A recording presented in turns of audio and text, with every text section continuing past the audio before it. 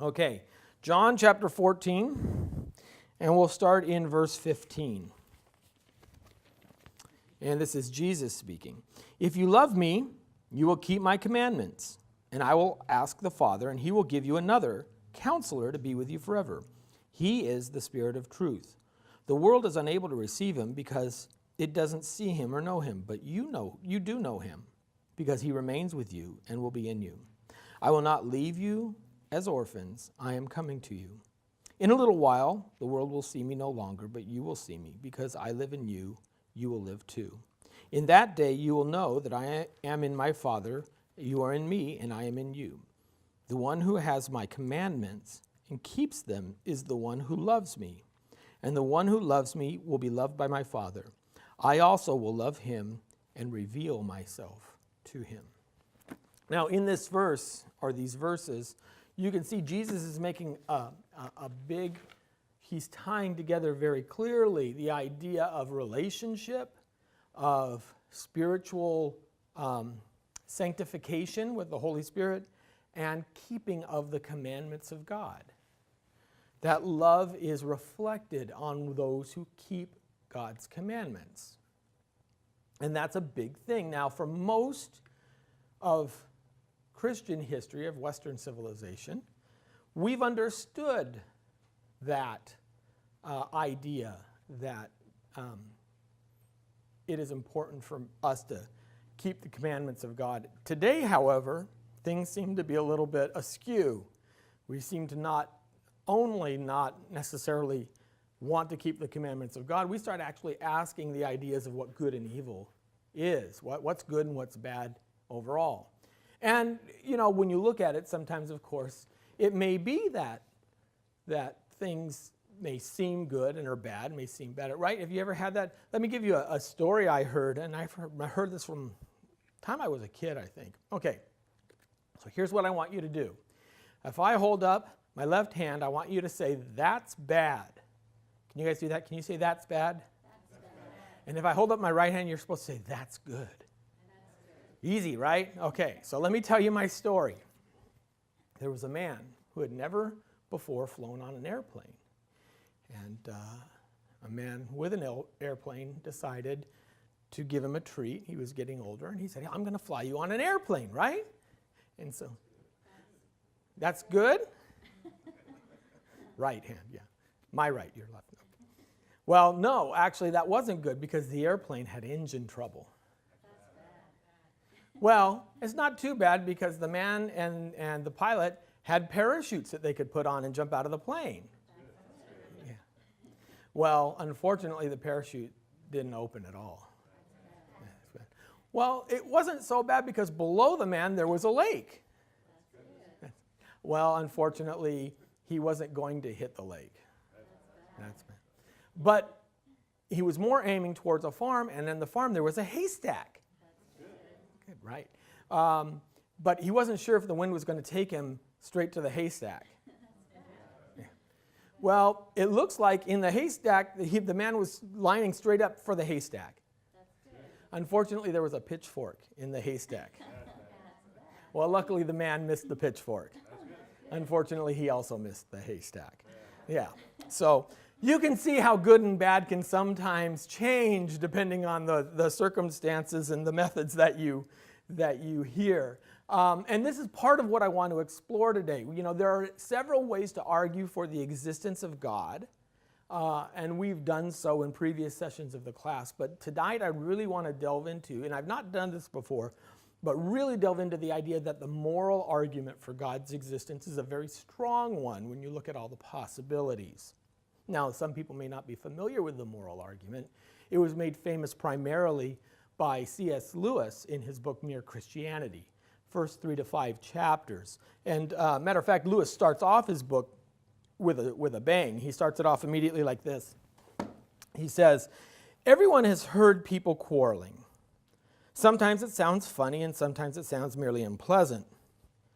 But however it sounds, I believe we can learn something very important from listening to the kind of things they say. They say things like this, quote, 'How would you like it if anyone did the same to you?' Or, 'That's my seat. I was there first.' Or, leave him alone. He isn't doing you any harm. Or why should you shove in first? Give me a bit of your orange and I'll give you a bit of mine. Come on, you promised. People say things like this every day. Educated people say it, as well as, children and grown-ups.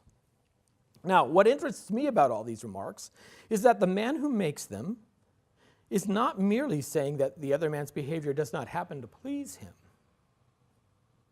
No, he's appealing to some kind of standard of behavior which he expects the other man to know about. And the other man very seldom replies, "Oh, not to your standard. Why do I care about you?" Nearly always he tries to make out that what he has been doing does not really go against the standard at all.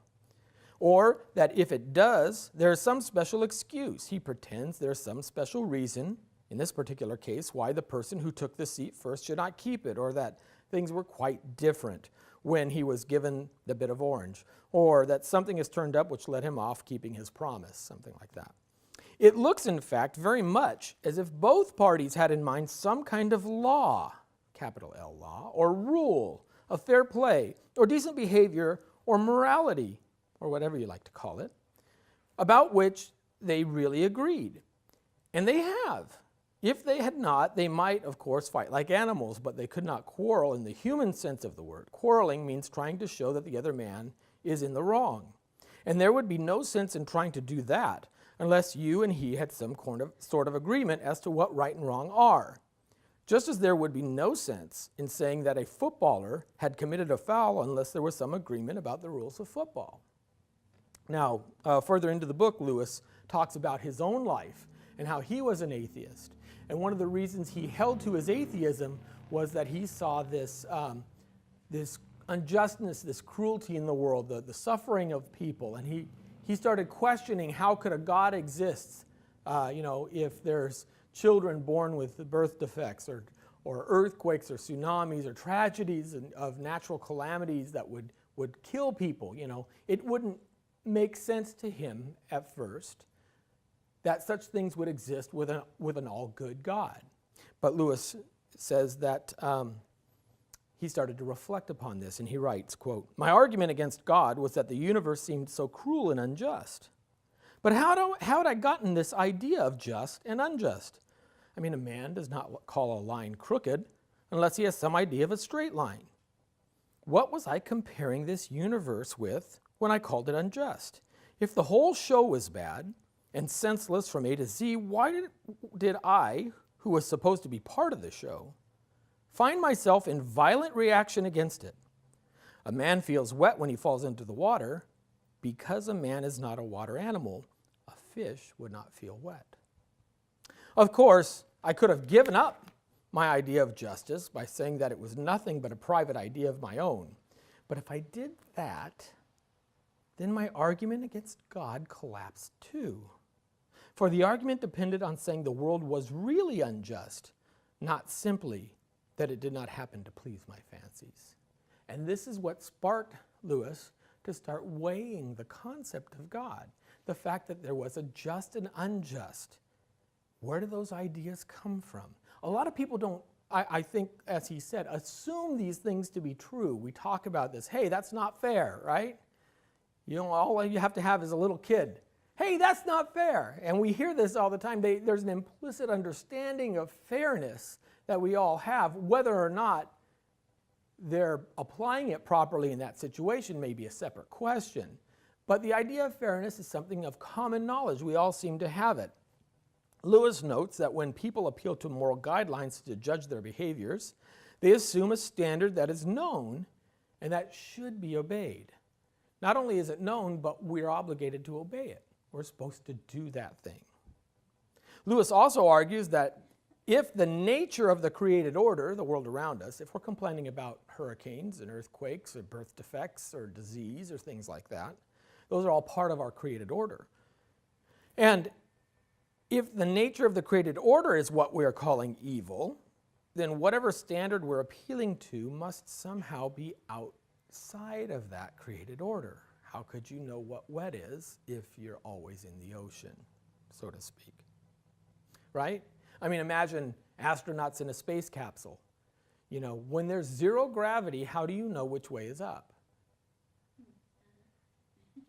You think about it, but it's a problem. And this is what we see today. So what Lewis does is he uses this. He calls the idea of a straight line. He uses this analogy that there's a straight line. How many of you can define for me what a straight line is? How many of you have taken high school geometry? Shortest distance between 2 points. That's a definition of a straight line. Now, how many of you can define what a crooked line is? It's a little bit harder, isn't it? Why? Because crooked could mean a whole lot of things. Crooked can mean it could mean maybe a line with an angle, or several angles, a zigzag, or it could mean a curve. A crooked line could be a curve. Let me ask you a question. Is the Leaning Tower of Pisa crooked? Even though its sides are perpendicular to each other, right? 90-degree angles, does that make it crooked? Well, if you're looking at it in reference to the ground, absolutely it's crooked. So if I tell you that I've drawn a crooked line, do you know what kind of line I've drawn? What's the only thing you know? It's not the shortest distance between 2 points. And this is key. This is key for moral development because what it means is if we look at the good, we can define the good in a certain way. Maybe that character and aspect of God, which is good, and we reflect that. But when we look at evil, then we start to define it as something that doesn't measure up to the good. A crooked line doesn't measure up to the straight line.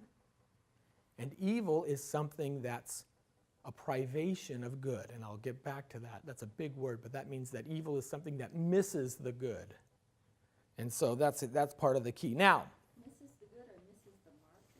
misses the mark, yeah, in that sense, that it is something that's lacking something in order to make it wholly good. However, before we jump into the theoretical aspects too much, I want to give you some practical ideas. When people take ethics classes in college, there's a couple of famous what we call thought exercises that you do to show you that although we all have moral assumptions and moral tendencies, sometimes the lines start to get blurry. And what we're going to do today is we're going to talk about what morality is. We're going to talk about how we find moral values, how we determine those, or did we, create them, how we did that. And then also the three main competing views for how morality exists, if you will, what grounds it. But I want to give you these first. There's a lecture series from a Harvard professor called Michael Sandel. And the lecture series is called Justice, What's the Right Thing to Do? And it's a phenomenal, you can just type it in on YouTube and watch the first one and it goes through some of this. He's like the most popular professor in Harvard. I mean, his classes are 5,000 seat theaters.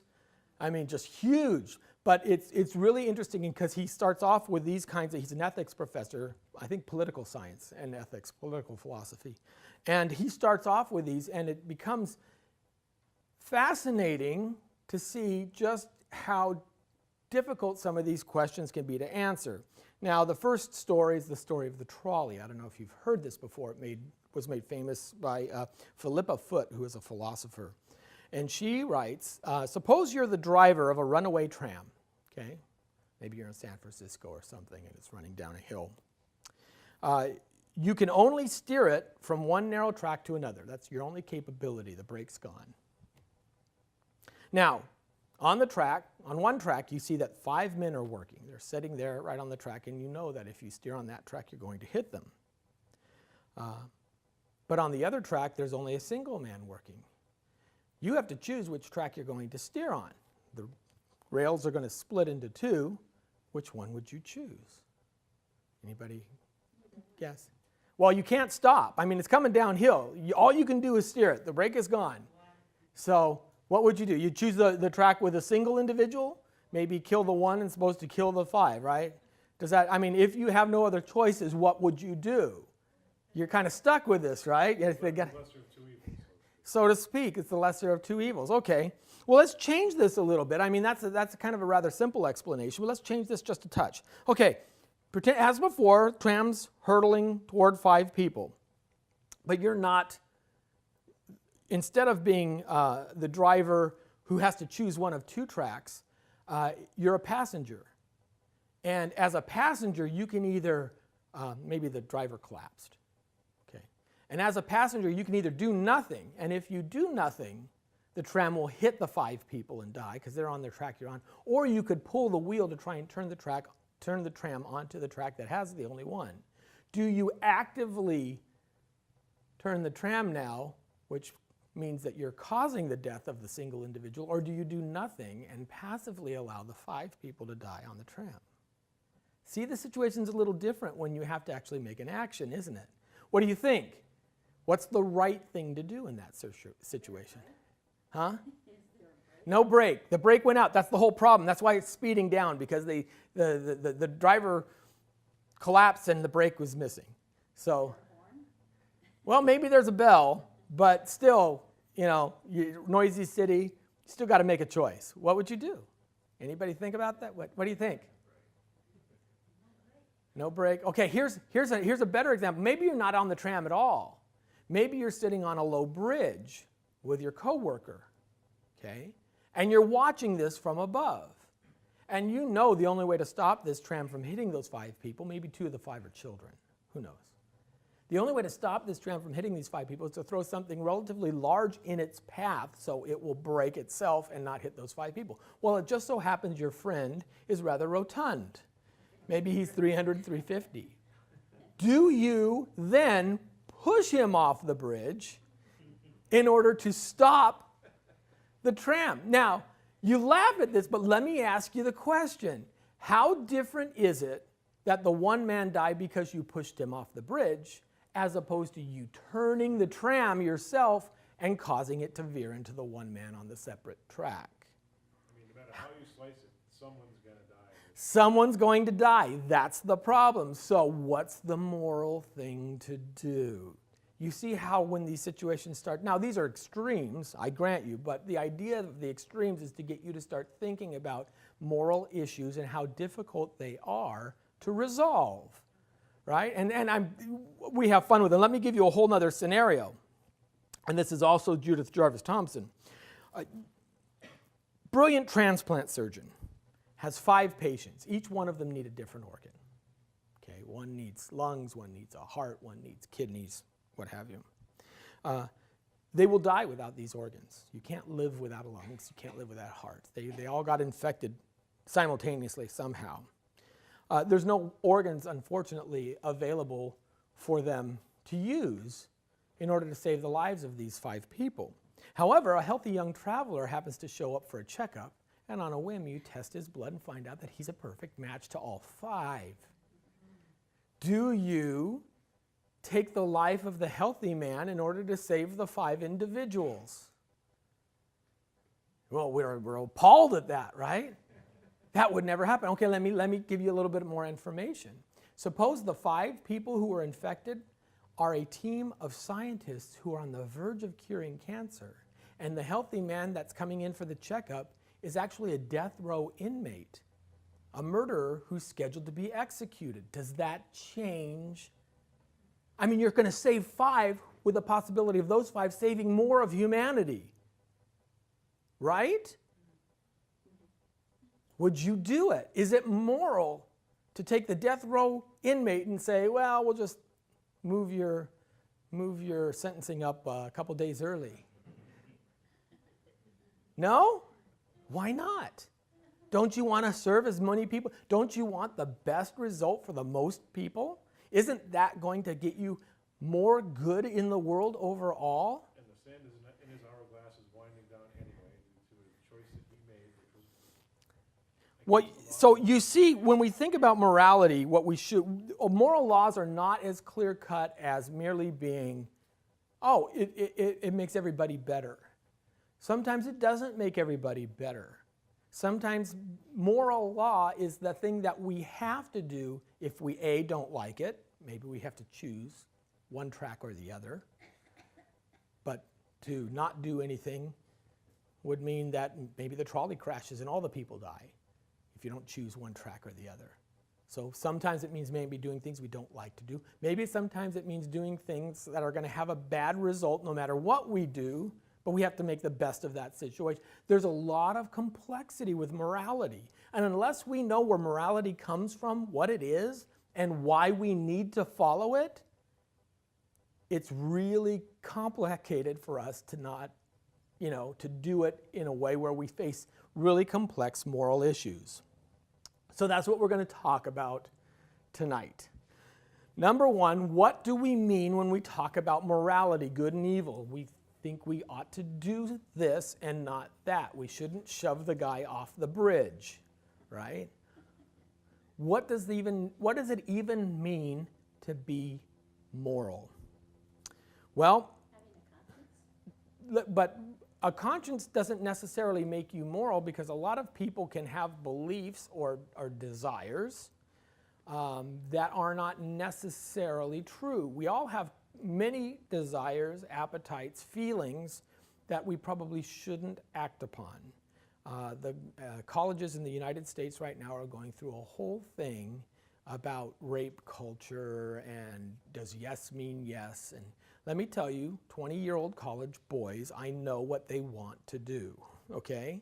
That doesn't mean that they should act on those urges. Matter of fact, being civilized means the opposite. You don't act on your urges. That's what animals do. I think the situation itself is using poor statistics, and it's well overblown. That's a whole second study that I can't get into right now. But it doesn't merely mean something that we feel, but we'll get into that as well.